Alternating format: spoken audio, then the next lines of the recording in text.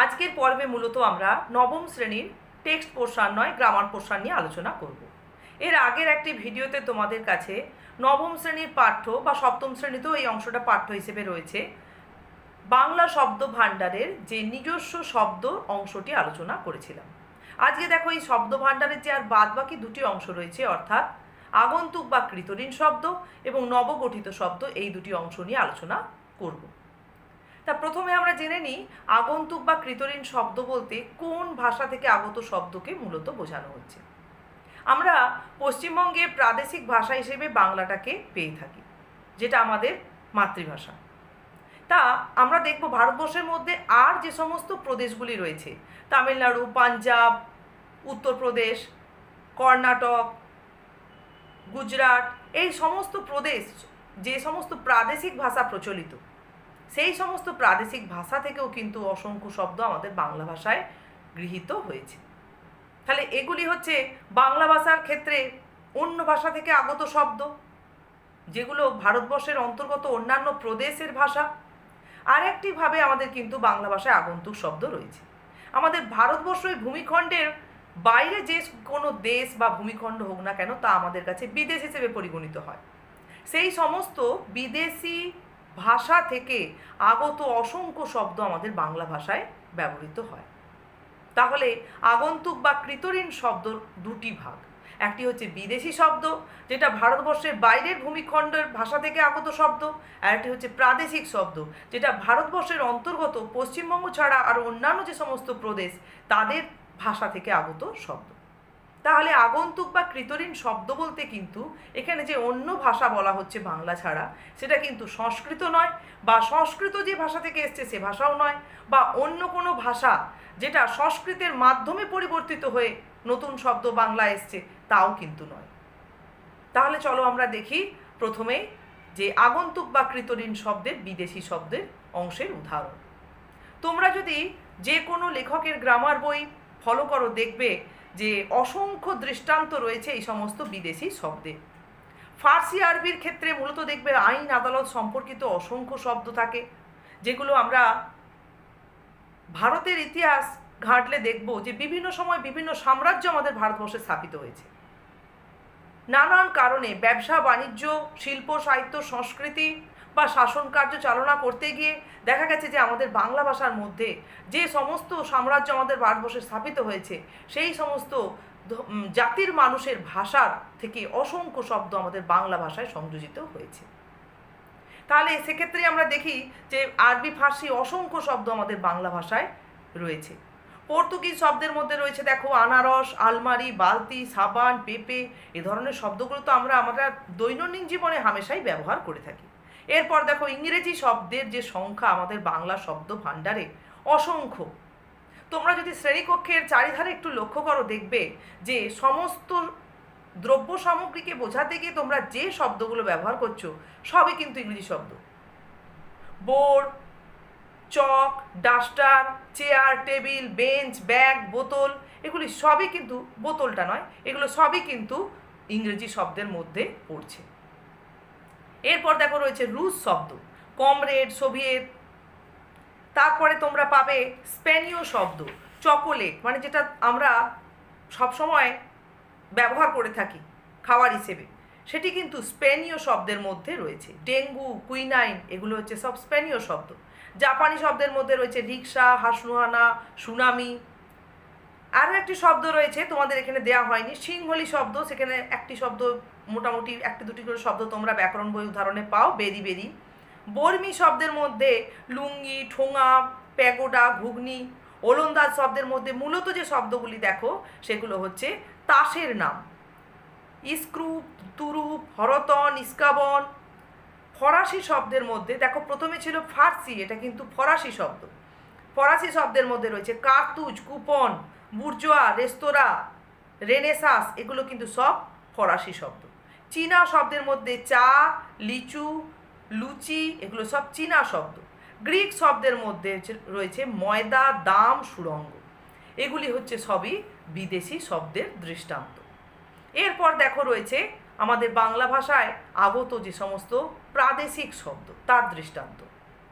তাহলে প্রাদেশিক শব্দের মধ্যে আমরা পাবো মূলত হিন্দি শব্দ, একটা প্রধান অংশ জুড়ে থাকে, যেখানে অসংখ্য শব্দ রয়েছে: কাহিনী, বেলচা, খাট্টা, চালু, চাহিদা, টিন, ডেরা, আলাল, ইস্তক, এই সমস্ত শব্দ হচ্ছে হিন্দি শব্দ।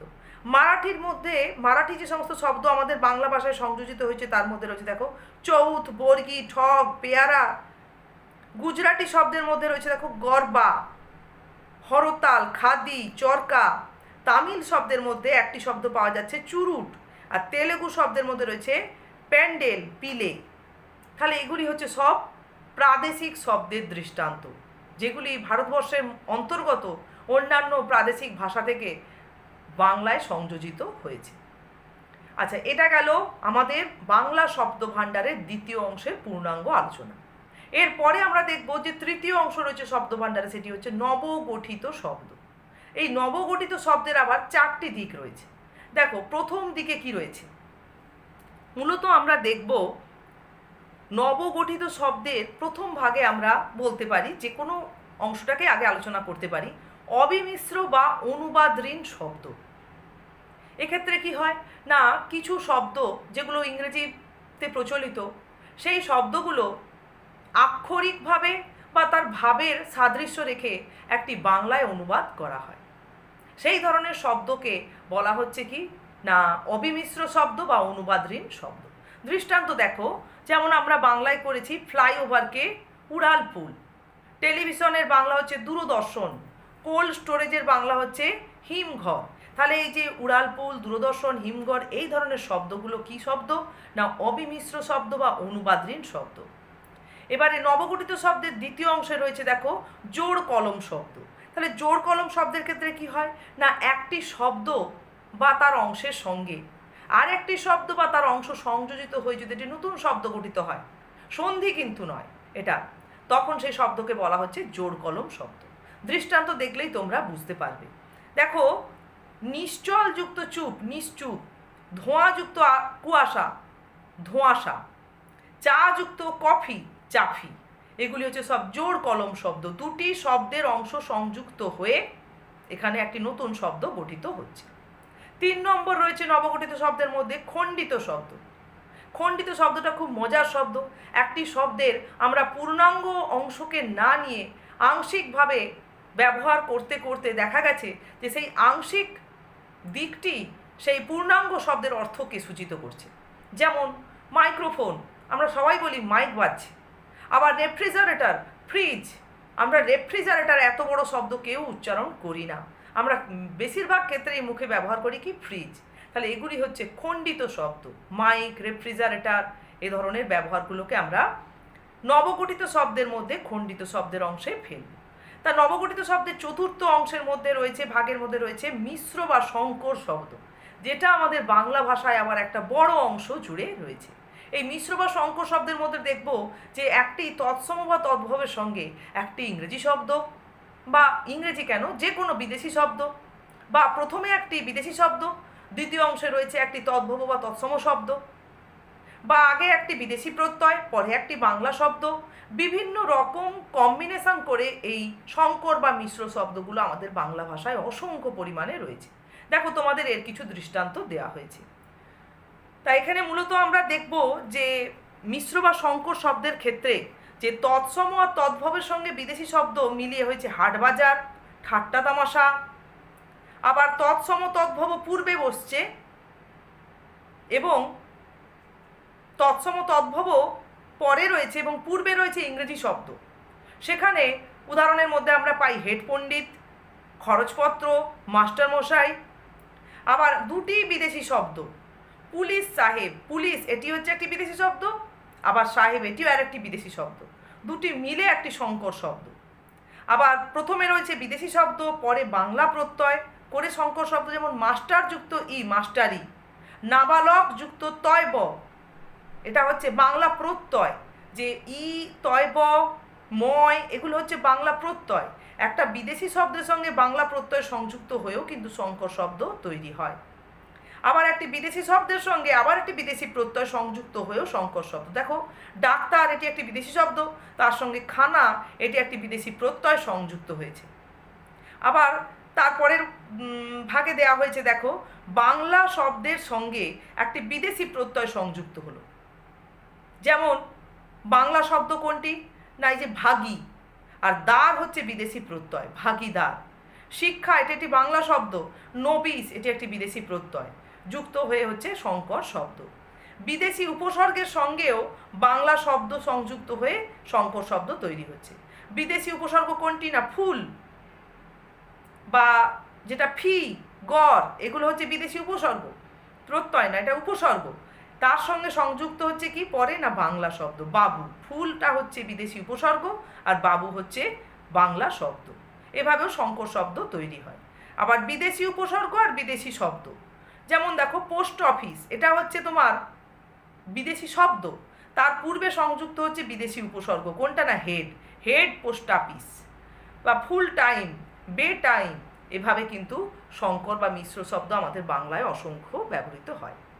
তাহলে এভাবে আমরা বাংলা শব্দ ভাণ্ডারের বিভিন্ন দিক খুব ভালো করে অর্থগুলো বুঝে নেব। বিভিন্ন শব্দের, বিশেষত তোমাদের মৌলিক শব্দের যে বিভিন্ন ভাগগুলো রয়েছে, তৎসম, অর্ধতৎসম, তদ্ভব, এই শব্দের অর্থ, এখানে তাদের ডেফিনেশান আর উদাহরণ, বা যে কোনো উদাহরণ দিয়ে বলা হলো যে এটি কী ধরনের শব্দ বা কোন মূল শব্দ থেকে এটি পরিবর্তিত হয়ে এসছে। বা তোমাদের আজকে যেটা পড়ালাম যে আগন্তুক বা কৃতঋণ শব্দের কটি ভাগ কী কী, এখানে আগন্তুক বা কৃতঋণ শব্দের ডেফিনেশান এতটা গুরুত্বপূর্ণ নয়, কটি ভাগ। বা বলা হলো বিদেশি শব্দ, কী কী ধরনের বিদেশি শব্দ আমাদের বাংলা ভাষায় রয়েছে, তখন তোমাদের ফার্সি, আরবি, ফরাসি, পর্তুগিজ, ওলন্দাজ, বর্মি, এই সমস্ত ভাষার দৃষ্টান্তগুলো দিতে হবে। আবার কোন কোন ধরনের প্রাদেশিক ভাষা থেকে শব্দ আমাদের বাংলা ভাষায় সংযোজিত হয়েছে, তোমরা যে যে ভাষা থেকে বাংলা ভাষায় শব্দ আসার দৃষ্টান্ত রয়েছে সেই ভাষাগুলোর নাম উল্লেখ করবে। অন্যান্য প্রদেশের ভাষা যেখান থেকে আসেনি সেই প্রাদেশিক ভাষা কিন্তু উল্লেখ করলে উত্তরটা ভুল হয়ে যাবে। অতএব বইয়ে তোমাদের ভালো করে লক্ষ্য করতে হবে যে কি কি ভাষা থেকে আগত ভাষা আমাদের বাংলা ভাষায় রয়েছে। তেলেগু, তামিলও রয়েছে। আর ধরো যে কোনো ধরনের একটা শব্দের দৃষ্টান্ত দিয়ে বলা হলো যে এটি কী ধরনের প্রাদেশিক শব্দ যেটি আমাদের বাংলা ভাষায় ব্যবহৃত হয়, কোন প্রাদেশিক শব্দ। তারপরে যেটা আমরা শেষে নবগঠিত শব্দ পড়লাম, এইখানে নবগঠিত শব্দের ক্ষেত্রে 4টে ভাগেরই তোমরা ডেফিনেশান একটু ভালো করে তৈরি রাখবে এবং তাদের দৃষ্টান্ত। এবারে এই 4টে ভাগের মধ্য থেকেও হয় তোমাদের দৃষ্টান্ত দিয়ে নির্ধারণ করতে বলা হলো যেটি কী ধরনের নবগঠিত শব্দ উল্লেখ করো, বা বলা হলো যে একটি জোড় কলম নবগঠিত শব্দের দৃষ্টান্ত দাও, বা একটি খণ্ডিত শব্দের দৃষ্টান্ত দাও। দুভাবেই কিন্তু প্রশ্ন তোমরা পরীক্ষায় পেতে পারো। ঠিক আছে, তাহলে বাংলা শব্দ ভাণ্ডারের এর আগের পর্বে যেখানে তোমাদের মৌলিক শব্দ আলোচনা করেছিলাম, আর আজকের এই পর্বে মোটামুটি শব্দ ভাণ্ডার তোমাদের কমপ্লিট হলো। ভালো করে এর উদাহরণ আর সংজ্ঞাগুলো তৈরি করো। আর ডেসক্রিপশানে আমি তোমাদের আগের পর্বের লিঙ্কটা কিন্তু দিয়ে রাখছি, তোমাদের যদি প্রয়োজন মনে হয় এর আগের পর্বের যে নিজস্ব শব্দ ছিল বাংলা শব্দ ভাণ্ডারে সেটা আরেকবার অনুশীলন করে নিতে পারো।